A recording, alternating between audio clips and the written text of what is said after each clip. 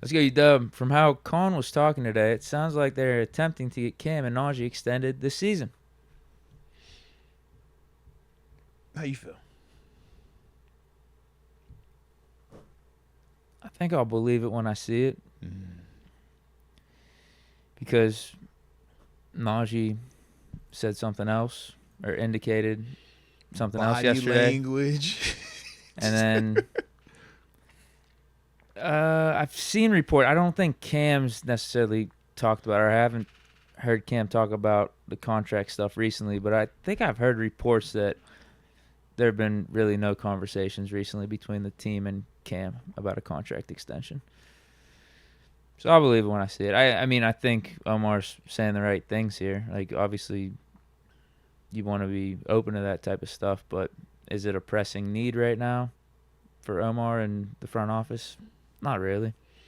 Yeah.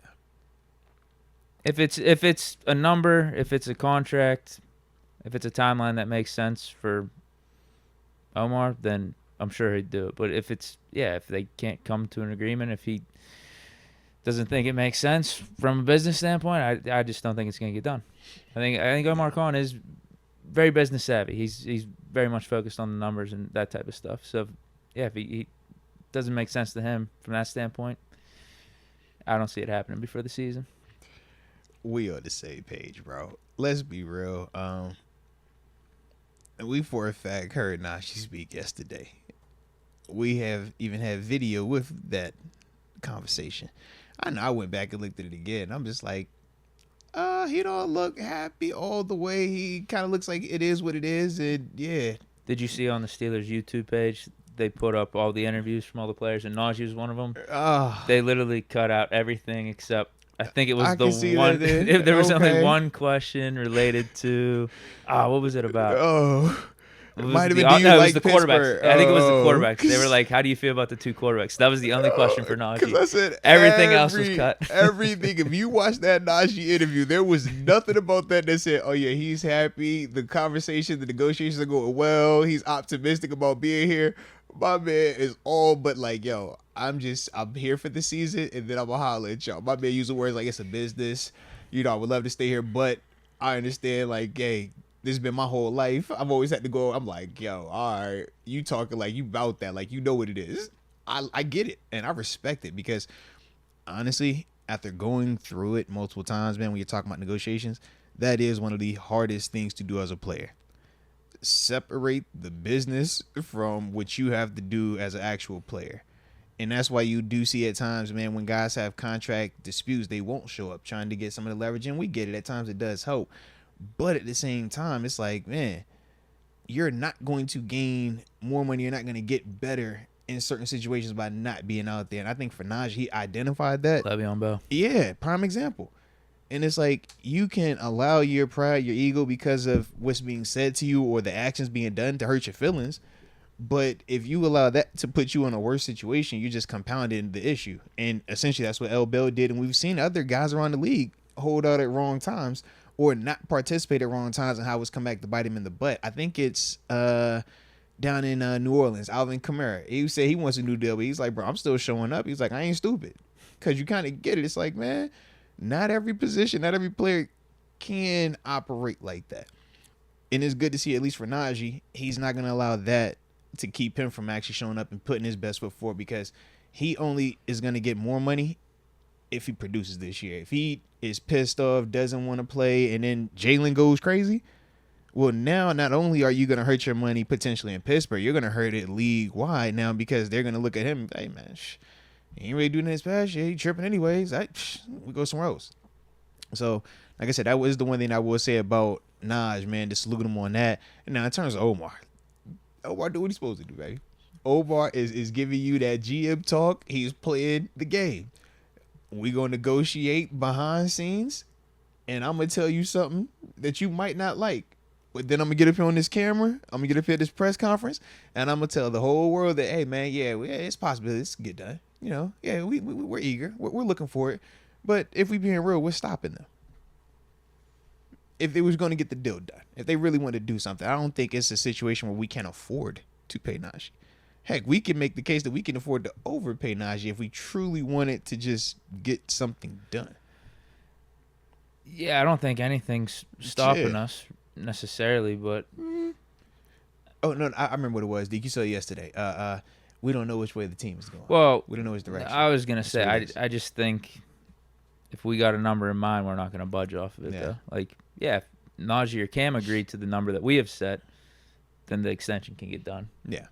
But I don't think there's going to be much movement from our side of it or the front office side of it because they got the leverage. I don't think they need to that much because I mean if you just look at each for both players, man. Yeah, and if you look at each of these scenarios, we've talked about it many times this offseason. Like Cam being up there in age, we got to see a little bit of a downtick in his play last year, being injured. He's going to be 36, 37 when you're talking about first off, when you're Deke, talking about the years. First off, Deke, why you got to make going that into his face? new contract? Time out, Deke. Why you make that face when you said 36 or 37? I just don't know why you had to look like that specifically at 36. What did I do? I'm just saying you turned your face Nothing like 36 foot, like you ain't like what you seen with 36. Like what's up with 36, man? Is that how old you are now? Bro, why you playing with me, man? Come on, why you doing me like this, man? You're not playing though. You've like been out 36. of the league for how long? Yeah.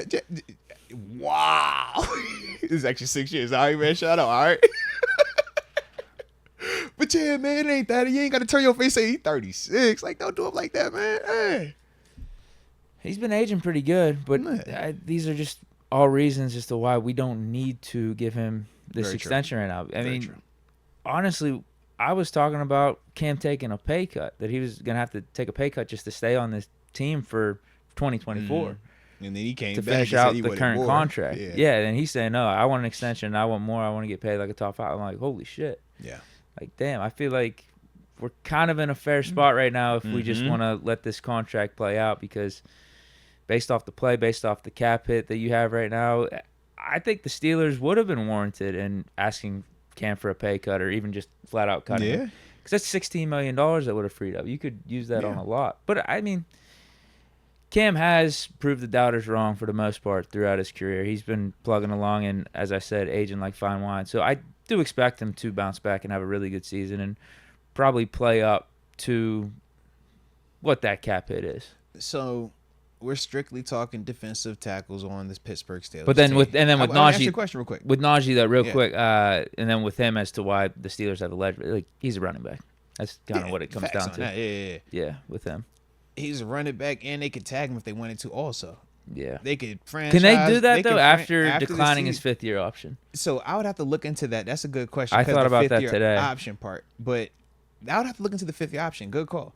Because otherwise, if they can, then they would still have franchise or transition tag available to use, if that is the case. But you're right, the 5th-year option, maybe that's an outlier. We'd have to check that out. I'm not sure on that. If we get to the point where we're thinking about tagging him, that would make us declining his 5th-year option pretty stupid. It just depends on which tag. Franchise tag, stupid. Transition tag, not the case. Transition tag is a little bit less typically in terms of the compensation for it, but it doesn't have the same ramifications for opposing teams wanting to come and get you. So franchise tag, we know you can't touch that player, but we're guaranteeing a large sum of money to that player. Transition tag, we're guaranteeing maybe half of what a franchise tag would be, but another team, very similar to the like the tenders, that player can still get a chance to potentially talk to somebody else. You know what I mean? But the team would have to like have the offer big enough to match it, or I gotta look at the details on that part of it. But transition tag, they're able to actually talk to other teams still, whereas franchise, not the case. And what were you saying though?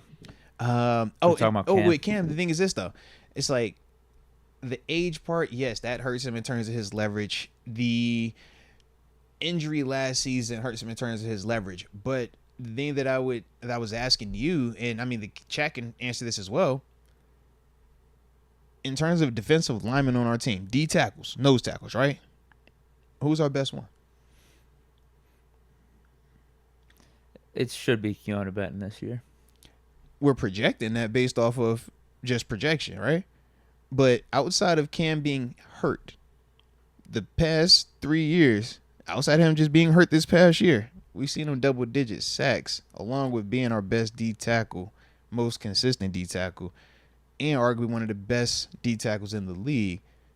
2 years out of this 3-year span, and literally the only reason why we're saying it wasn't was because he got hurt last year. We're excited about Keanu. We're projecting that he takes a step forward, but that he still ain't got to that just yet. So that's why I'm like, I still think Cam. And that's probably why the Steelers are just letting the contract ride and are not asking him to take a pay cut or cutting him. Yeah, because it's like, I think Keanu is going to be awesome, and I think he can grow into that. But to just assume that Cam is Heyward take still helps that this step, team. yeah. Is he getting overpaid a little bit right now based off his play for last year? Sure, but could he bounce back and still be a top 5 defensive tackle for 2024? Yeah, I don't really have a doubt about that. So, yeah, it might just all equal out anyway. Yeah, because this is I think this is the first year where we're actually saying that, the contract doesn't look as pretty on Cam. But the previous 2 seasons, we were saying the opposite. We're like, yo, he's actually balling out. Almost like the TJ deal. I mean, I remember the TJ deal. I was questioning it. Ultimately, I said we are going to pay him, but I was like, this is going to be a lot of money, man. I hope it plays out to where he's worth it. But he has outplayed that contract, and I would say the same thing about Cam. Whenever we first paid Cam, I was like, this is a lot of money. Like, when did we give him that contract too? He was 32. Too. Yeah, we were like, yo, you getting in the back end. This is a lot of money, but he's outplayed that contract too. Yeah, very true. Yeah, up to this point, he's been awesome. So that's my thing with Cam. I'm like, I feel like that's his argument, and I think personally that's why he feels that he is worth more compensation. But the flip side is, I can 100% understand Omar and the Steelers side of it. You can't keep committing money to an older player, because eventually the dam is going to break. Was it last year? We don't know. But to proceed without seeing another full season from him and committing guaranteed money or long-term money, it's like, man, I don't think that's smart business personally. And Cam, my dog, too. I'm like, yo, if it was up to me, give Cam all the checks. Bam. But the business side is like, I get it. And I think that's kind of where they're at with it. And knowing Keanu Benton is here, that's just the added, leverage for the Steelers. We do have somebody in-house that they might not be a double-digit sack guy just yet, but we think that he's going to be extremely close and eventually will be able to cross over to that type of level. Right, and then you're a Logan Lee, I guess just great development away, or DeMarvin Leal jumping out in his third year from having that Robin too. Keanu Benton, or it's just a draft pick away in next NFL draft, whether in like the first or second round. You would love it to be someone already in house, like a DeMarvin Leal or a Logan Lee. But if push came to shove, might be more worth it for the Steelers to pick up a defensive tackle or defensive lineman in the second round versus paying Cam, depending on how the season goes, $20+ million for multiple years. But I say, because if Cam give you another 10 piece or another 7 or 8, you like, you want 20, bro. I like it for you, but man, I hate it for the team. Yeah. But it seems like that's his number. It does. The same way we feel like Ayuk's number is 30. He said he wants to get paid like the top 5 D tackles. Yep, and that's mid to low 20s right now. See, you can't blame my boy. Not Ed Oliver. He ain't paid like that. Yeah.